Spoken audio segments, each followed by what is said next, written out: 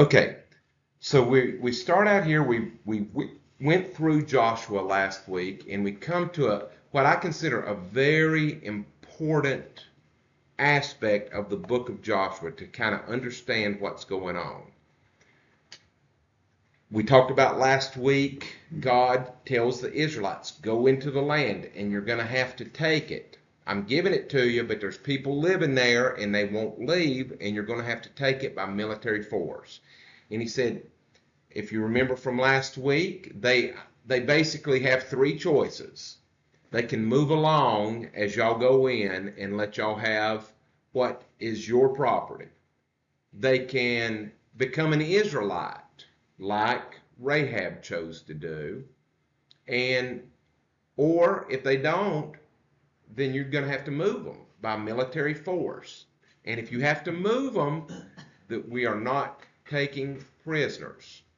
Everything is dedicated for destruction. And we'll look at some of these commands. We'll look at the interaction.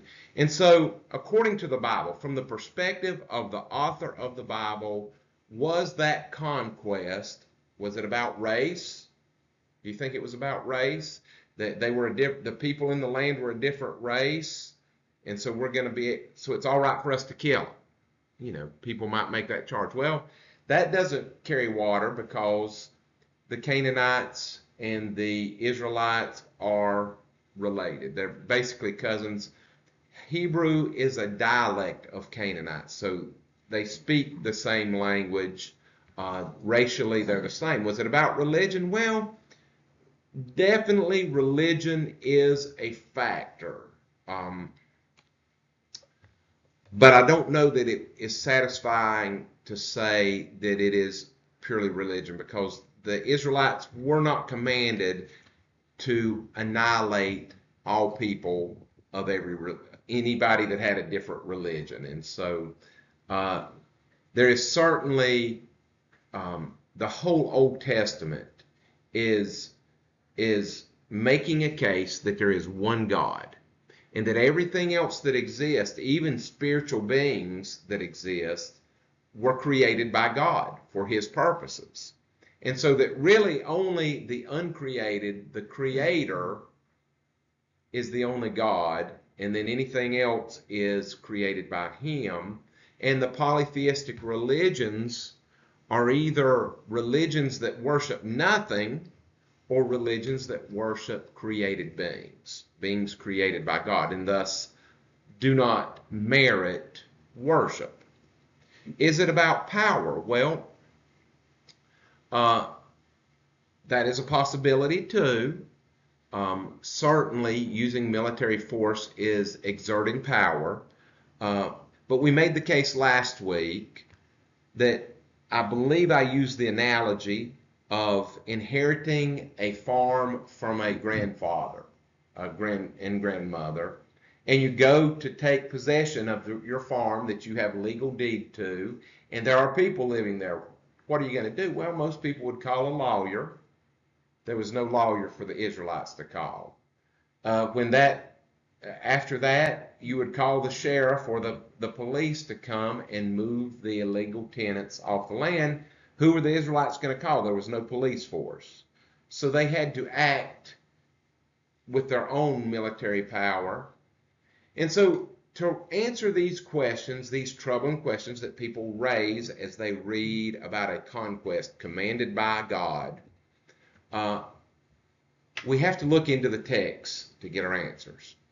And there is something very revealing, if you realize it's there, in the book of Joshua, other than, leaders, Joshua and the king of Jericho and so forth. There's really only two individuals named. And those individuals are meant to represent, I think, the deep structure reality of what the conquest is about. And here's what I mean. Rahab is a named individual, and she is a Canaanite, and she is a female. Achan is an Israelite warrior who is named. Now, if we just take it at face value, if we just stopped right here and thought about this in terms of a spiritual thing, the Bible is about God, and the people are only there so we can relate to the people and thus understand how God relates to them.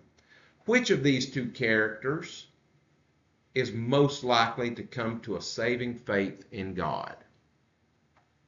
The Canaanite polytheistic prostitute, or the Israelite warrior, Hebrew?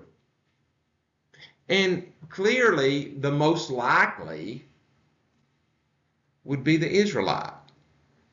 And so if it is only about race, religion, and power, then I think there's no chance that Rahab gets saved in this process. Does that make sense? That race, religion, and power are human considerations. That's things that humans hold in high esteem, but not necessarily God. And so if the Bible is about God, we need to go deeper to find clues to what is actually going on here. So let's go a little bit further with this. Where am I at here? Okay.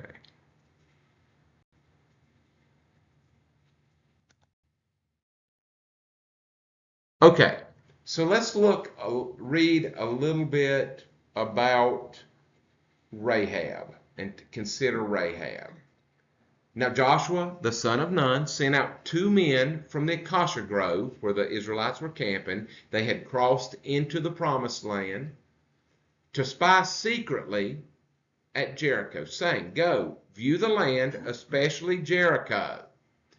Jericho is a fortified city blocking that east-west trade route that they're coming on, blocking invasion. So the purpose for the walled city there is to stop people like the Israelites.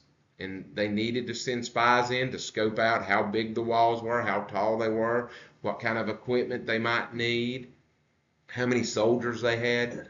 So the 2 spies went and came to the house of a harlot named Rahab and lodged there at her house. Now her house was in the wall of the city. 2 things are going on there, important things. First, what's going to happen to the walls of the city of Jericho? What do you know about the walls of the city of Jericho?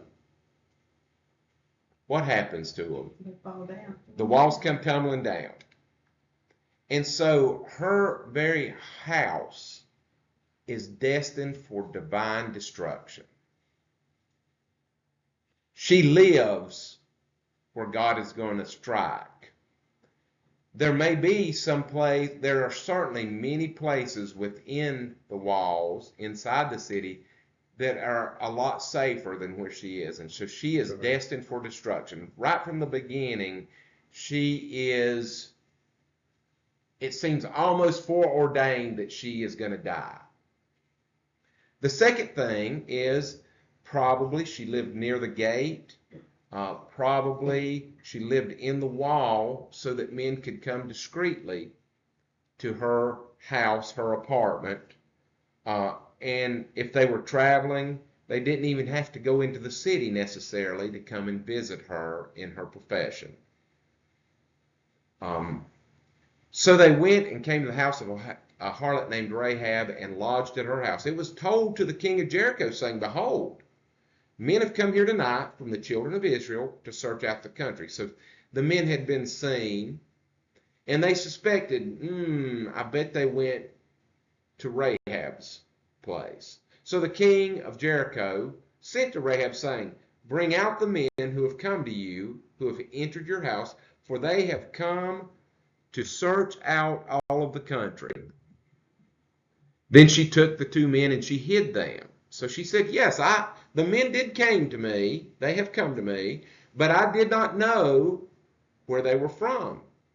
And it happened, as the gate of the city was being shut when it was dark for nighttime, that the men went out. Where the man went, I do not know.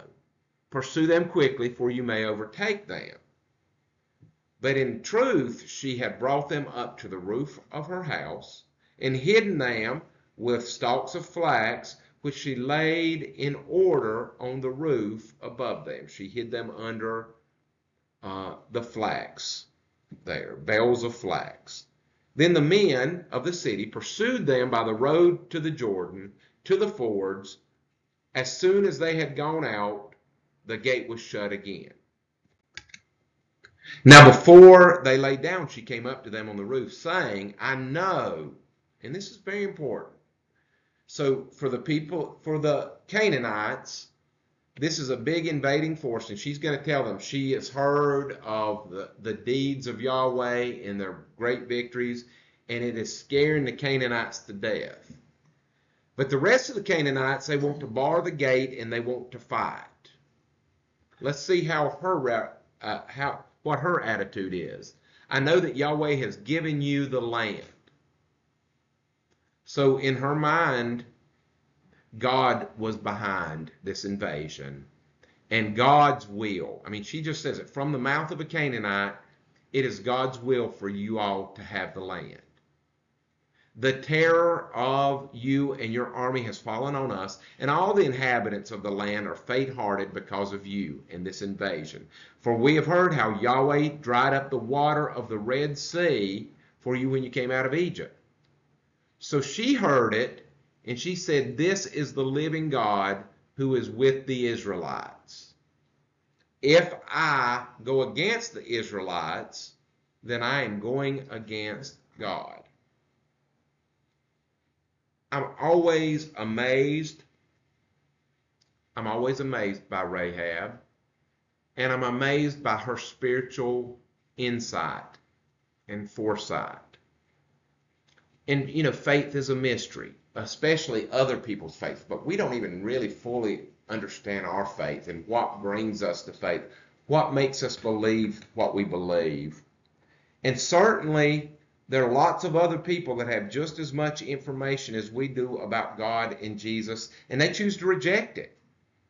So I don't understand faith, but very clearly, as Rahab looked at the deeds of God, she believed that he was real. And that the gods that her people worshipped, most likely that she had worshipped, were not real. For we have heard that he dried up. And we heard about the two kings of the Amorites who were on the other side of the Jordan, Sihon and Og, whom you utterly destroyed. They had fought in Moab and had destroyed these kings. And as soon as we heard these things, our hearts melted. Neither did there remain any more courage in anyone in the land because of you. For Yahweh your God, he is God in heaven above and earth beneath. Now I beg you, talking to the spies, swear to me by Yahweh, since I have shown you kindness, since I have hidden you from the king of Jericho, that you will show kindness to my father's house and give me a true token that I can display when the Israelites come and take the city, and thus spare my father, mother, brothers, sisters, and all that they have, and deliver our lives from death. We are destined for death. Will you save us? So the men answered her, our lives in trade for your lives.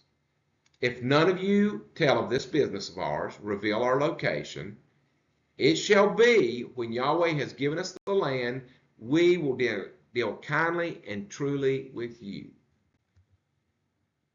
Then she let them down by a rope through the window, for her house was on the city wall. She dwelt on the wall, the target of the divine force against Jericho. And she said to them, get to the mountain, let the pursuers meet you, hide there, lest the pursuers meet you, catch you. Hide in the mountains for 3 days until the pursuers have returned. Afterward, you may go your way. So they said, we will be blameless of this oath of yours, We won't have to keep this oath to save you, which you've made us swear, unless, when we come into the land, you bind this line of scarlet cord in the window through which you let us down. So you got to drop the cord so we'll see it and know to rescue you. And unless you bring your family to your home and they're here in your apartment in the wall, so it shall be that whoever goes outside the doors of your house into the street, his blood shall be on his own head. So if they're not in your apartment where the red cord is, when we come, we will be guiltless. They will be killed and we will be guiltless of their blood. Whoever is with you in your house, his blood shall be on our head if a hand is laid on him. And if you tell this business of ours, then we'll be free from our oath, which you made us swear. Then she said, according to your word, so be it. She sent them away, and she bound the scarlet cord in the window. Pursuers sought them all along the way, but did not find them. So the two men returned to the camp at the acacia grove of the Israelites. They descended from the mountain, crossed over, and they came to Joshua, son of Nun, and told him all that had befallen them. And they said to Joshua, truly, the Lord has delivered all the land into our hand. For indeed, all the inhabitants of the country are faint-hearted because of us. So I want to look at Rahab. What are the strikes? What are the things that make you doubt that she is likely to be born again or to be saved, we would say today?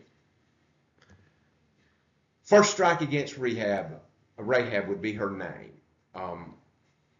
Rahab means broad, like a wide place or a big thing. And so I think her name means big girl, big woman, maybe. In addition, Rahab is used as a sea monster, for the name of a sea monster in the Bible. They talk about the Rahab of Egypt. And so scholars tend to think that they're talking about the hippopotamus because it is a monster. Hippopotamuses are very aggressive. They attack boats. You're not supposed to go near them in a boat. They're underwater and they're big creatures. And so her name may be sea monster, hippopotamus, something like that. And so it's a clue. I can't help but see in it as maybe a hint of something. She is a woman. Women have come a long way. Women's rights have come a long way in our lifetime. They've come a really long way since the time of Rahab. Women in the ancient world had three ways, and this is a generalization, but three ways to get food and shelter and to survive. One was to be a daughter, the next was to be a wife, and the third was to be a prostitute. And so women were considered, the first two were considered property of a man, and the last one was considered basically an outcast. And so in addition, it was thought that a woman had access to faith through their husband. A woman would have the faith of her husband. So her being a woman, unrelated to a man, that was another roadblock between her and God. Being a woman that was not attached to a man. Generally, a woman would take the faith of her father or the faith of her husband in the ancient world. Again, no husband. That made her, to say second-class citizen is an overstatement because she would not be considered a citizen at all. She's not second class. Again, citizenship comes through the husband. She is most likely, it doesn't say, but most likely illiterate. If there was scripture available for the individual to read, which there wasn't in the ancient world, only the priest had any scripture, she couldn't read it. So she didn't have a husband to tell her what the Bible said, even if she had a husband that would be aware of the Bible. She couldn't read it for herself. So how is this woman supposed to come to faith in God? What chance does Rahab have? She is a Canaanite. They are called an accursed people. And, there are a lot of people that are not Israelites in the Bible, but very few of them are called accursed. They're cursed people. Most likely, because of their closeness to the Israelites, they are aware of Yahweh as a deity. The best I can put together what it means to be cursed is to be aware of Yahweh and to reject him, to make a choice to reject God. And so that's different than ignorance of God. Ignorance is somewhat innocent. To be accursed, the Canaanites had made a choice to reject God. It's almost, you would say, a Romans 1 kind of rejection of God. She was pagan, which means polytheistic. It's possible, I have read that some people think she may have been a religious prostitute. There were a lot of those. Maybe she did prostitution as part of fertility worship in the ancient world. We don't know, but she is polytheistic. Her family was polytheistic. All the people around her. She was a prostitute, and obviously that has always been a negative for a woman. She was extremely vulnerable. So she was in the wall of the city. That is the focus, as I said, of the attack. She had nobody to protect her. Troops would not be sent to guard the prostitute's house. She is an outcast. Most likely, when she traveled to the market to get food, most likely people turned away from her. I know when I worked with homeless people in New York City, they needed this and they needed that to survive. But the biggest problem that I saw was that the loneliness they felt and the isolation homeless people felt. People don't like to look at homeless people. And it's because they're scared homeless people are going to bum them out of some money. But it is damaging to your emotions to not be acknowledged by people. And she was an utter outcast. Most likely, and it's conjecture, but most likely her family, who she spoke for, did not acknowledge her. If they would see her in the market, they wouldn't say, my beloved daughter Rahab, come over and shop with me. And finally, she was dedicated for destruction. God had made the Israelites take an oath, and it's called the haram. And I've told you the Arabic word is harem, and that means the ban has been put on it. A harem belongs to the sultan, and that is dedicated for his purposes, and it is a death penalty on anybody that goes in. She has been dedicated for destruction. The Israelites are not supposed to take prisoners or leave anybody alive. And so that is Rahab. She is very unlikely for salvation. There are 10 strikes against Rahab. Now let's look at Achan. We're contrasting, but the children of Israel committed a trespass. This is after they have gone into Jericho. The walls came tumbling down. They took the city, annihilated the city and the people, burned everything. But the children of Israel, and notice the corporate nature of it. We know, that it's one person that committed the sin, but the guilt of that one person is on the whole because they took a corporate oath not to do this. But the children of Israel committed a trespass regarding the accursed things for Achan, and we're told as this story unfolds, the children of Israel don't know who did it yet, but we know. For Achan, the son of Camri, the son of Zabdi, the son of Zerah, of the tribe of Judah, took the accursed things, so the anger of Yahweh burned against the children of Israel. They will go up to Ai, they fight a battle, and they are defeated, and they panic. They're like, we're going to be annihilated. The Canaanites are going to form coalition armies. They're going to come against us and wipe us out. And they panic. A little bit on down, Joshua said, Alas, Lord God, why have you brought this people over the Jordan at all? To deliver us into the hand of the Amorites to destroy us. Why did you do that? Well, we've got a God's eye view. We kind of know the answer. An Israelite chose to disobey me. And it's a nice thought that sin can be isolated to one person, but it spreads.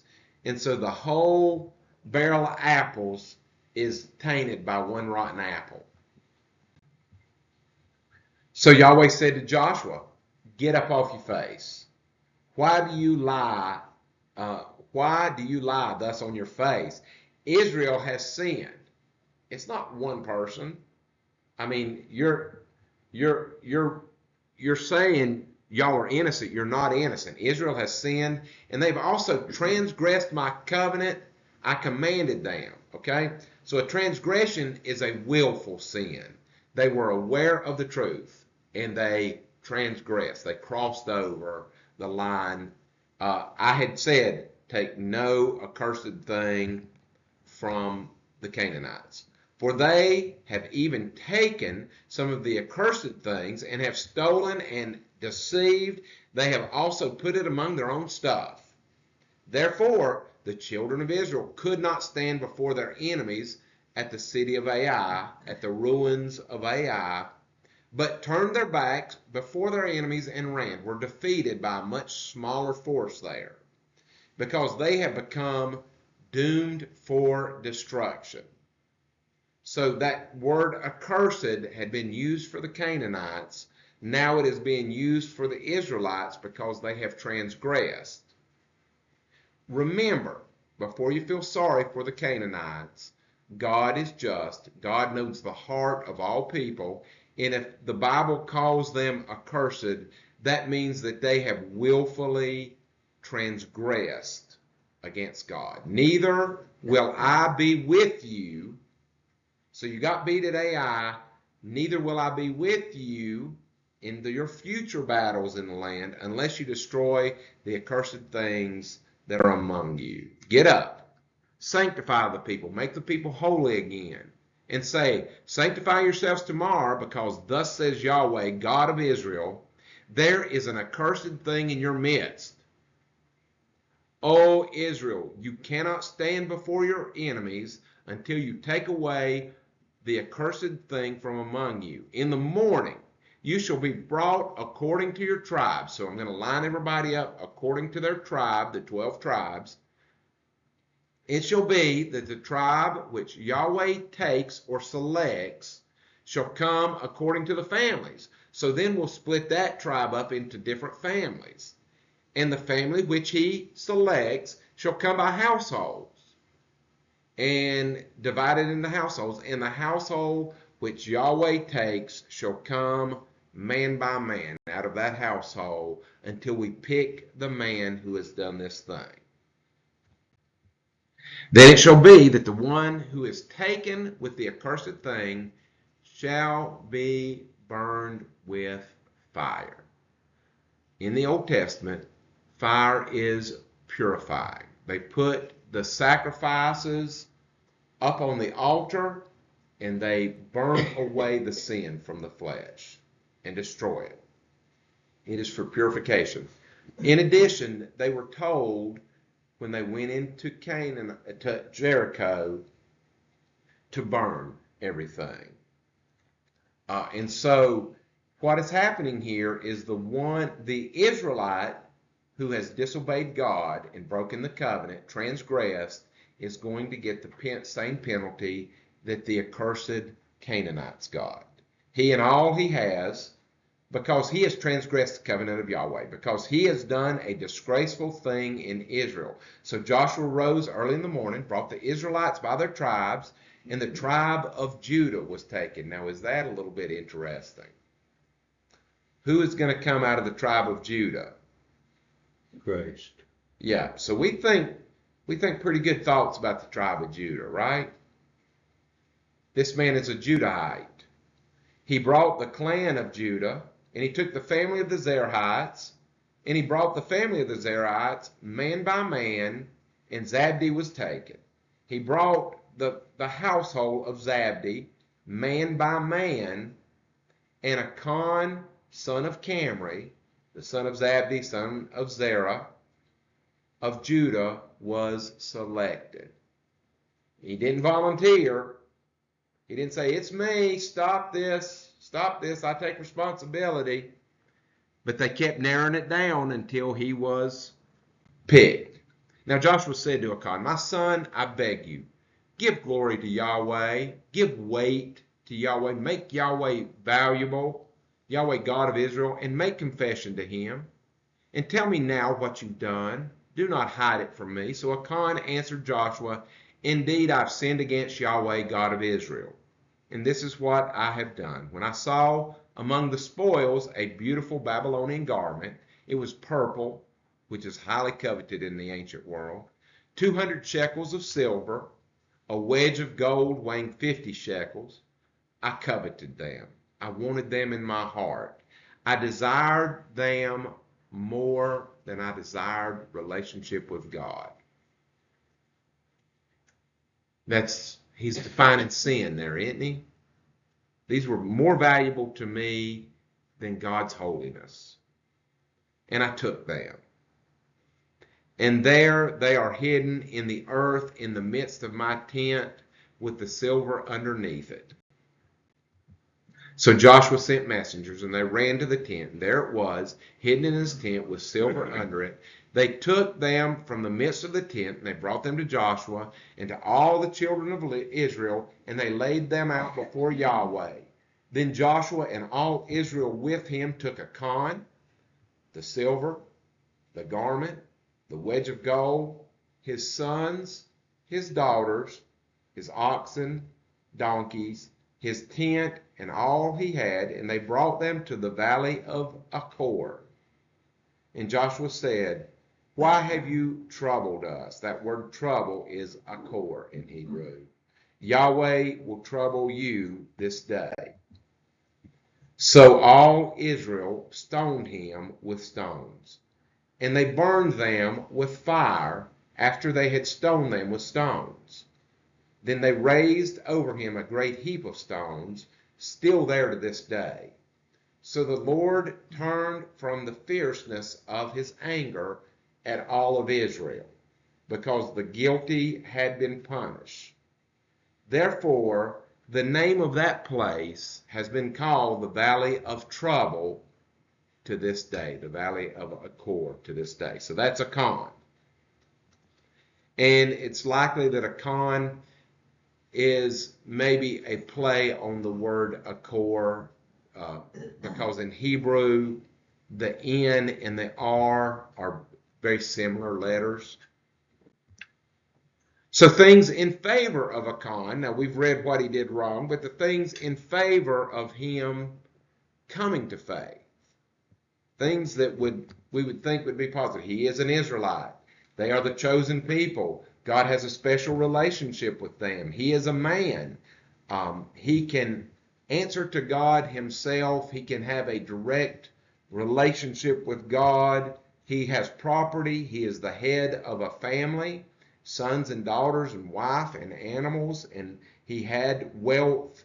Apparently he had a fairly good, substantial amount of wealth even before this, before he took the items. He was respected. He had access to knowledge of God. And so I don't know if he could read or not, but he could certainly go and listen to the rabbis chant and tell about God and his mighty deeds. So what Rahab did not have access to knowledge of God, Achan had access. He was from the tribe of Judah. In the end, that will be the main surviving tribe of the Israelites. And of course, you know, the word Jew is a contraction of the tribe of Judah, a Judahite. He worshiped Yahweh. At the very least, in order to be a warrior and a man in good standing, he participated in the ceremonies. He was a warrior, which gave him status in Israel. He was in the army. He was at the forefront.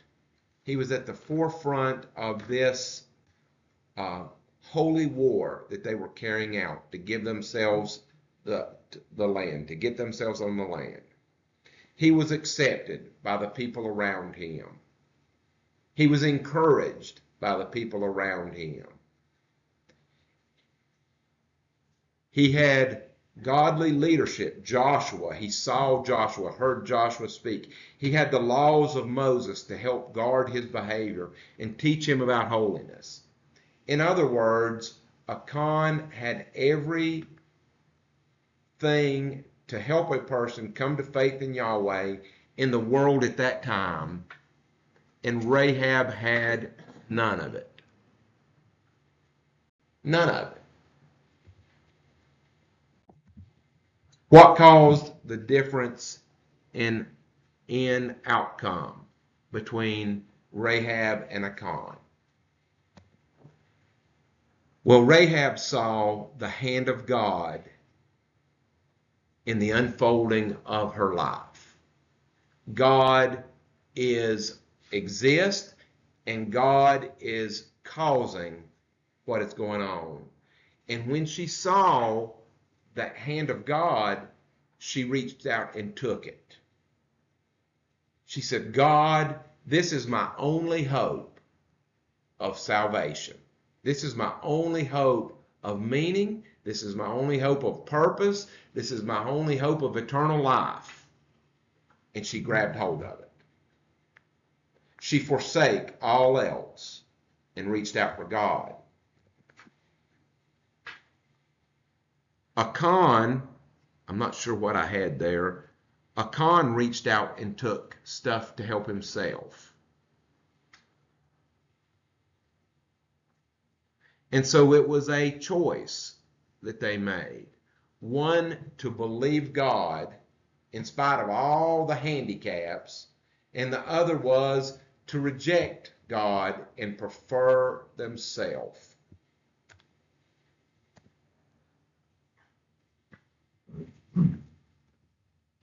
What was the difference in outcome?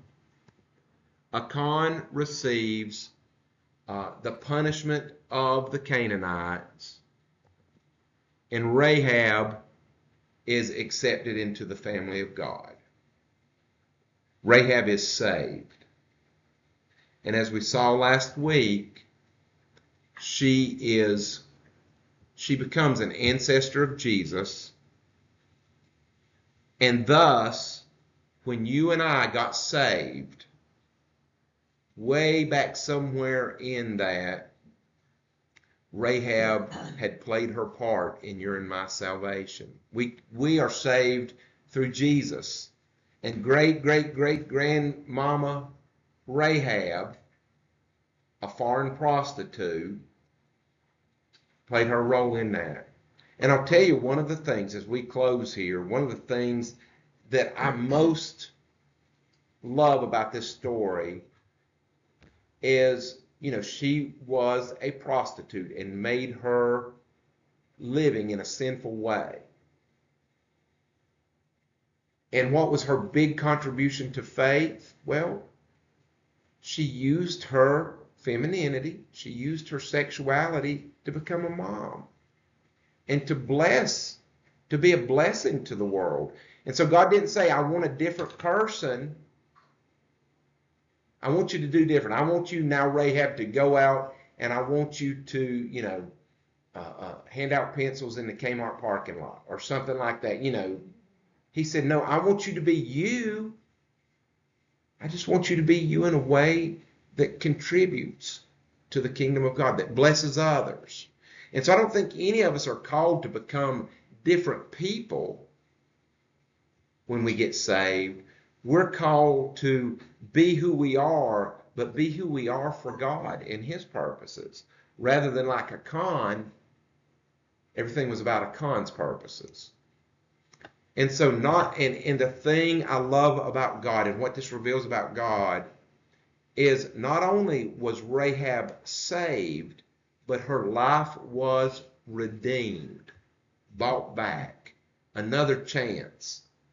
And she was woven into the fabric of all of our salvation in the process. That's a good thing. When we give our life to God, He redeems our purposes, and we begin to do what we do as part of God's big quilt that He's going to cover all the born-again people with. And that's a wonderful thing, isn't it? Wonderful opportunity. Any questions or comment? Rahab is one of my favorite characters, as you can tell, in the whole Bible. Any questions or comments about this? I got a comment. My son and his wife live near Tampa. Right. And they go to church in Clearwater, Church of the Ascension. And it's a big, huge cathedral, stained glass, blah, blah, blah. Well, the guy had the service, or on the other end, to a Episcopal church, is like a bunch of people in the service, 3 or 4 priests. Anyway, so Father John, my wife said, Father John is going to have a little Bible study after the church service. Have you interested? I said, okay. So we went back to the back pew, and there's like 6 or 8 people there. And he pointed at this stained glass window, and he said, does anybody know what that is? And I didn't. And it was a guy holding what looked like a chalice. It was a piece of gold. And nobody knew, and I didn't. He said, that's somebody who stole gold. And I said, oh. He said, anybody know who it is? I said, Achan. Whatever. And he said, that's right. He said, then what happened to him? And I told him. And he said, where in the Bible is that? And I said, that is in Joshua chapter, no, I said, it's Judges chapter 7. He said, no, that's wrong. I said, oh, it's Joshua chapter 7. He said, that's right. And then he said, you're not Episcopalian, are you? Well, because I knew the Bible. Well, very good. Well, I'm proud of you. You made us proud, John. Anything else? All right, let's stop there and be dismissed.